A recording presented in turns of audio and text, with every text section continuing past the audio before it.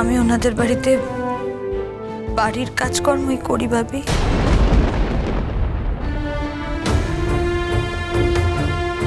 তুমি কি এই কাজটা টাকার জন্য? না না, আমার টাকার কোনো প্রয়োজন নেই ভাবি। আমি অন্য কারণে কাজটা করতে চাই।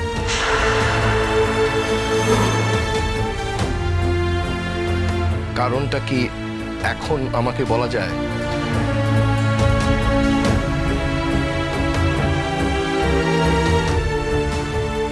না, কিন্তু ভাবি যখন সময় আসবে আমি সবার আগে তোমাকে বলবো। ভাবি তুমি তো এত বছর আমার উপর ভরসা রেখেছো, আজও রাখো। তুমি তো জানো তোমার মেয়ে এমন কোনো কাজ করবে না যাতে তোমার অসম্মান হয়।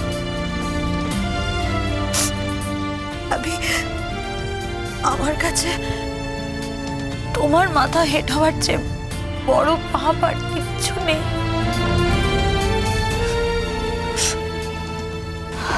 পচালি মা,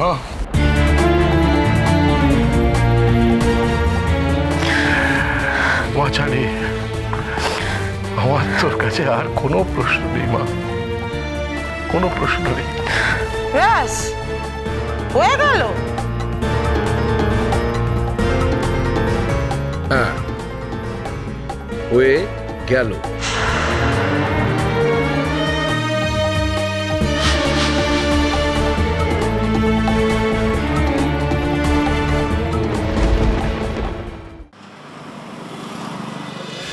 না, আমি জাস্ট ভাবতেই পাচ্ছি না রেজাল্টটা।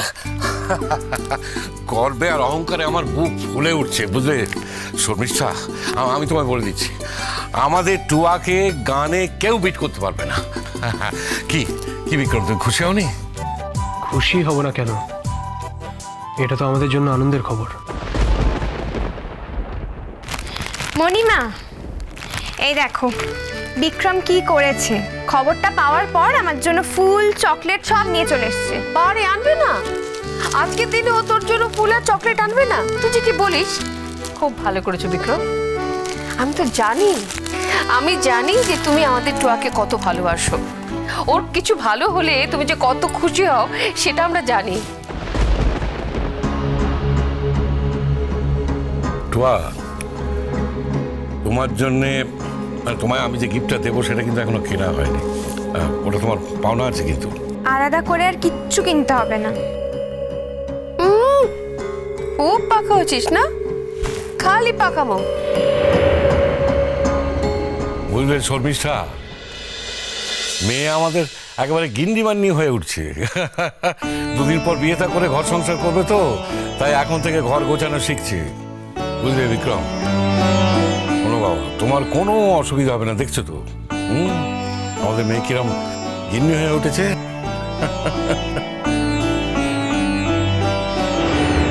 তুমি হাসছো? আচ্ছা তুমি জানো তো জেঠুন আমাদের বিয়েতে কত টাকা খরচ করছে? আর তার ওপর আবার আমাকে একটা দামি গিফট দেবে। আর আমি কিন্তু জানি গিফটটা দেবে, আমি তো চিনি আমার জেঠুনকে। সত্যি আমার যে কি আনন্দ হচ্ছে কি বলবো। এই শোনো, আমি কিন্তু কালই ঠাকুরের কাছে পুজো দিতে যাব। আর টুয়া, এখন থেকে কিন্তু তোমার আর গানে ফাঁকি দিতে চলবে না। তোমার সিরিয়াসলি গানটা প্র্যাকটিস করতে হবে। ঠিক তাই, তুমি বুঝতে পারছো না তুমি কত বড় ট্যালেন্টেড। তোমার ট্যালেন্টটা তুমি যদি এখনো বুঝে উঠতে না পেরে থাকো তাহলে আমার কিছু বলার নেই, কারণ ঈশ্বর প্রদত্ত এই ট্যালেন্ট তো সবার থাকে না। যাদের থাকে তাদের ব্যাপারটা ধরে রাখতে হয়, বুঝতে পেরেছো মা? জেঠুন, এখন তো আমাকে গান নিয়েই থাকতে হবে। বিক্রম তো 1 মিনিটও গান ছাড়া থাকতে পারে না। আর তাছাড়া এই মেয়েটার সাথে যে ও এত কথা বলে সেটা কিন্তু শুধুমাত্র ও ভালো গান গায় তার জন্য। আমি তো তোকে প্রথম থেকেই বলেছি টুয়া, ও গান ভালোবাসে তাই। ও তো গান করেছিল, কোনো পজিশন পায়নি বোধহয়। পায়নি নিশ্চয়ই, পেলে এতক্ষণ কত ব্যাখ্যাই না করতো। আপনাদের বোধহয় জানা নেই, এবার কিন্তু সঙ্গীত প্রতিযোগিতায় দুজন যৌথভাবে ফার্স্ট হয়েছে। তাই নাকি? আমরা জানি না তো, আমাদের তো ফোনে বললো যে টুয়াই ফার্স্ট হয়েছে। তা তুমি জানলে কি করে? টুয়ার খবরটা জানার পরে আমি ওদের ওখানে ফোন করেছিলাম। ওমা সে কি, তুমি বোধহয় বিশ্বাস করতে পারোনি না যে টুয়া ফার্স্ট হয়েছে? আমারও জানো তো প্রথমে সেরকমই রিয়াকশন হয়েছিল। আমি তো ভাবতেই পারিনি যে আমার মেয়ে ফার্স্ট হয়েছে। আমি ভাবছিলাম আমি বোধহয় স্বপ্ন দেখছি, পরে বুঝতে পারলাম না এটা স্বপ্ন নয়, এটা জেনুইন। আসলে বিক্রমও খুব টেনশনে ছিল। ও ভেবেছিল হয়তো অন্য কারোর নাম বলতে গিয়ে আমার নাম বলে ফেলেছে। কি বিক্রম, ঠিক বলেছি তো? না, অ্যাকচুয়ালি পুরোটা ঠিক বলনি। মানে? তাহলে কেন তুমি ফোন করেছিলে? টুয়া, সেদিন তো আমি নিজে ওখানে ছিলাম, তোমার পারফরমেন্স আমিও শুনেছি। আমি সত্যিই জানি যে সেদিন তুমি খুব ভালো গান গেয়েছিলে, কিন্তু তাই বলে তোমার থেকে বেশি ভালো কেউ গায়নি সেটা তো নাও হতে পারে, তাই না? ইনফ্যাক্ট তোমার ফার্স্ট হওয়ার খবরে আমি একটু অবাকই হয়েছিলাম। হ্যাঁ বললাম তো, ও শিওর হওয়ার জন্যই ফোন করেছে। না, শুধু সেই জন্য নয়। তাহলে কি জন্য? আমার পজিশনের এক্স্যাক্ট ডিটেলগুলো জানার একটু ইচ্ছে ছিল। ইনফ্যাক্ট মেঘলা কি পজিশন পেয়েছে সেটাও জানার ইচ্ছে ছিল। পজিশনের এক্স্যাক্ট ডিটেলগুলো জানার একটু ইচ্ছে ছিল। ইনফ্যাক্ট মেঘলা কি পজিশন পেয়েছে সেটাও জানার ইচ্ছে ছিল।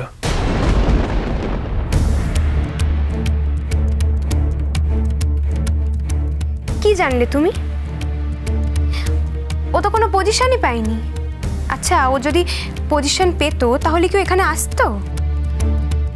নাকি ও এরকম এক মনে কাজ করতে পারতো? তুমি দেখতে পাচ্ছ না ও কিরম আপসেট আছে। আসলে আমার ফার্স্ট হওয়াটা বোধহয় ও অ্যাকসেপ্ট করতে পারেনি। হ্যাঁ, না পারেরই তো কথা।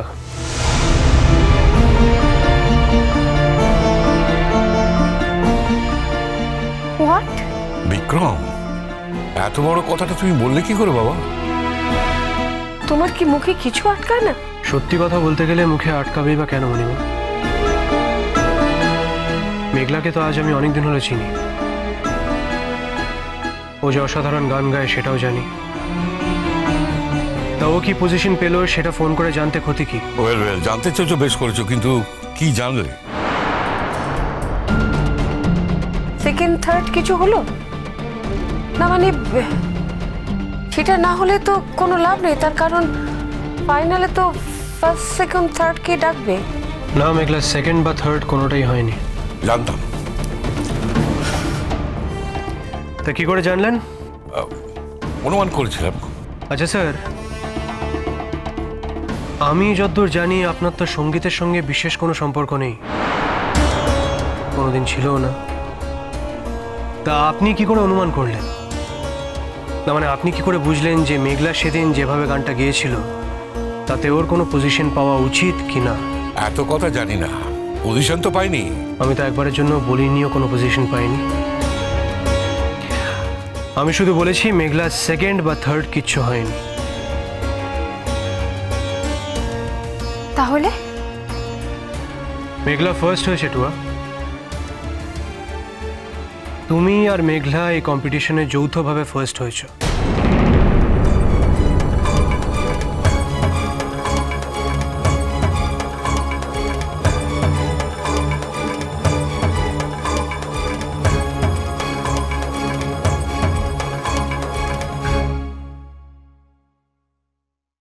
কিন্তু আজ কথাগুলো যখন উঠল তখন না বলে আর পারছি না।